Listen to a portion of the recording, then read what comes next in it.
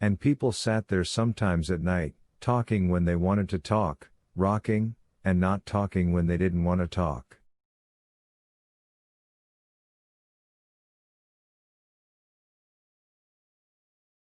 Sometimes they just sat there and thought about things, turned things over.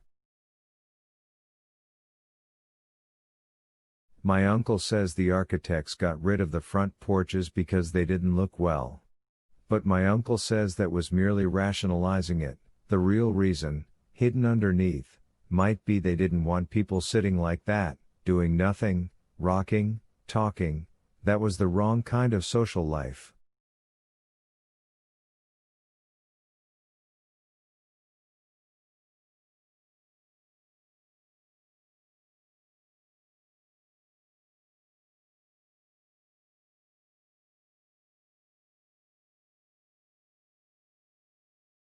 People talked too much. And they had time to think. So they ran off with the porches. And the gardens, too.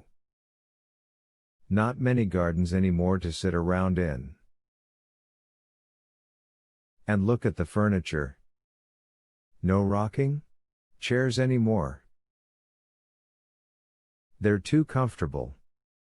Get people up and running around. My uncle says, and, my uncle, and, my uncle. Her voice faded. Montauk turned and looked at his wife, who sat in the middle of the parlor talking to an announcer, who in turn was talking to her.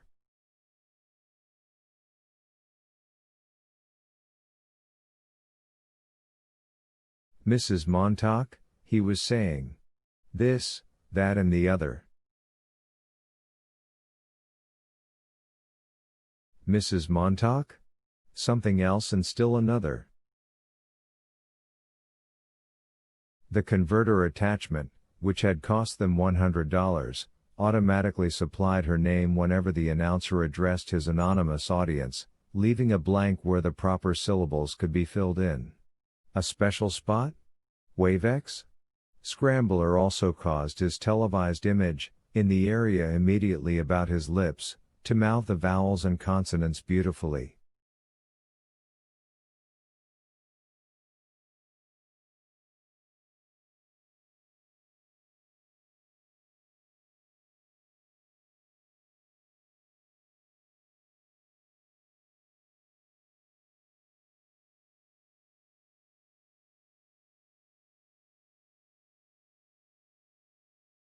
He was a friend, no doubt of it, a good friend. Mrs. Montauk? Now look right here. Her head turned. Though she quite obviously was not listening. Montauk said. It's only a step from not going to work today to not working tomorrow, to not working at the firehouse ever again.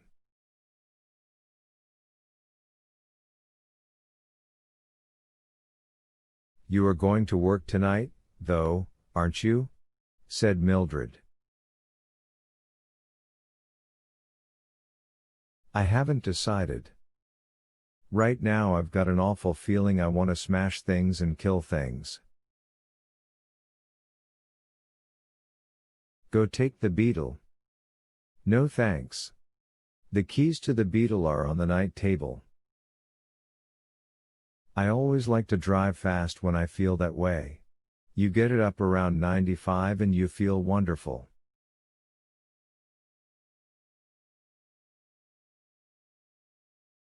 Sometimes I drive all night and come back and you don't know it. It's fun out in the country.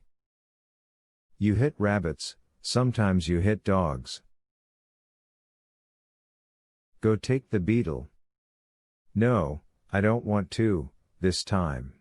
I want to hold on to this funny thing.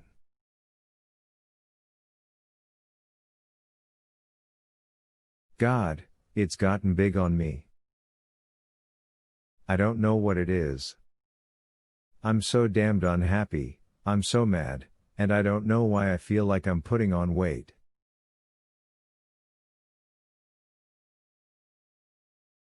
I feel fat. I feel like I've been saving up a lot of things, and don't know what.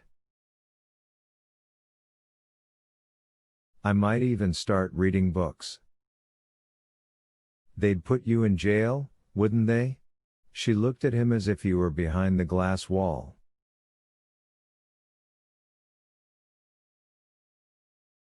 He began to put on his clothes, moving restlessly about the bedroom.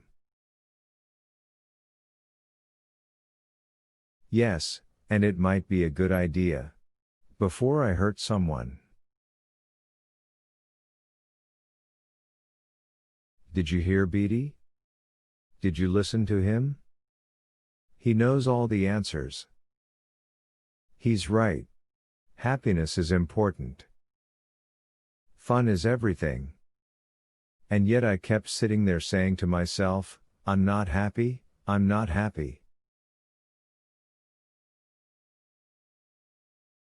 I am. Mildred's mouth beamed. And proud of it.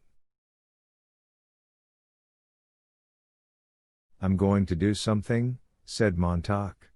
I don't even know what yet, but I'm going to do something big.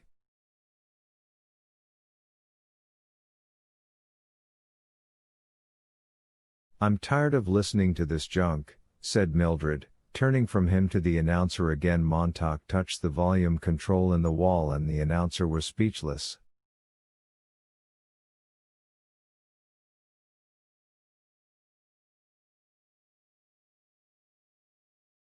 Millie? He paused. This is your house as well as mine.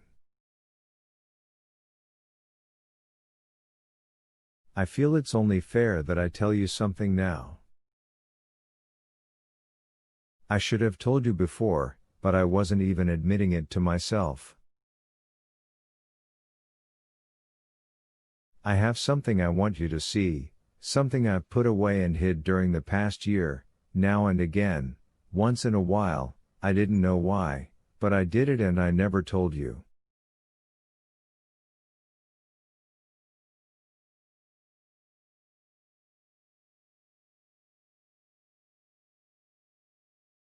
He took hold of a straight-backed chair and moved it slowly and steadily into the hall near the front door and climbed up on it and stood for a moment like a statue on a pedestal, his wife standing under him, waiting.